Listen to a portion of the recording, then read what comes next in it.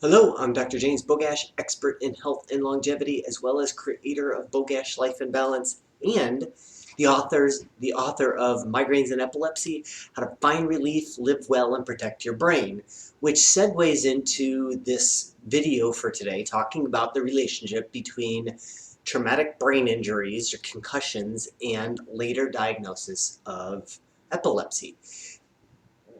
Most people who are epileptic are probably aware that past head trauma can increase the risk of future seizures. What may not be the case is that people who have had head injury may not understand that that will later increase the risk of developing epilepsy. We're going to talk about that and some ways to maybe derail that and protect your brain so that that might not end up happening to you.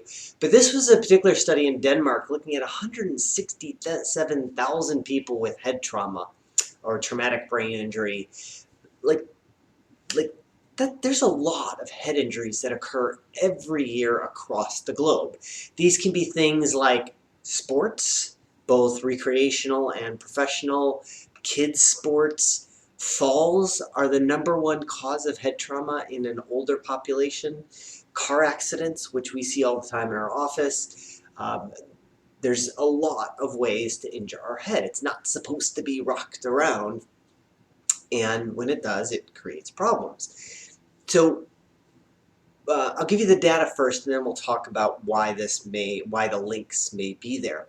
But they found that in people who had a single traumatic brain injury, that they were 204% more likely to be diagnosed with epilepsy later in life.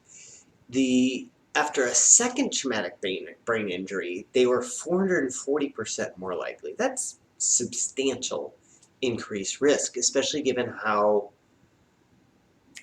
prevalent head trauma is. What was interesting is for mild TBI, so mild traumatic brain injury, the women were much greater risk of developing seizures than were the male.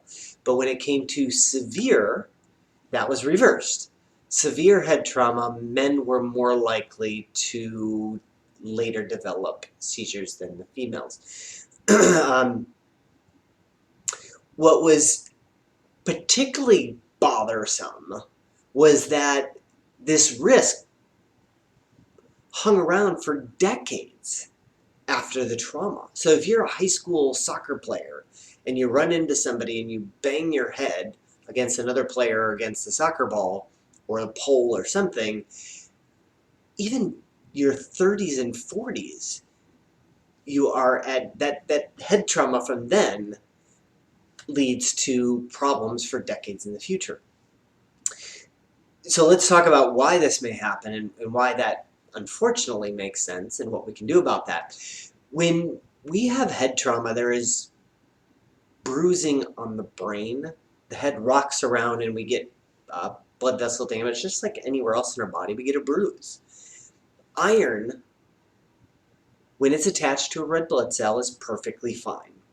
When iron is broken up and freed from a red blood cell, like in a bruise, that iron becomes a very strong oxidizing agent.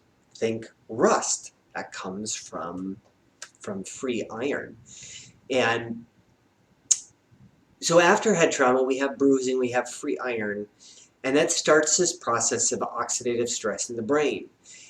If that's not stopped, that process will continue feeding forward and leading to this increased risk of epilepsy, which has everything to do with oxidative stress and mitochondrial function and damage to your brain cells. So that unfortunately totally makes sense that this bruising on the brain starts a process that is likely not stopped unless we make some of the right choices. So what are some of the right choices to protect our brain?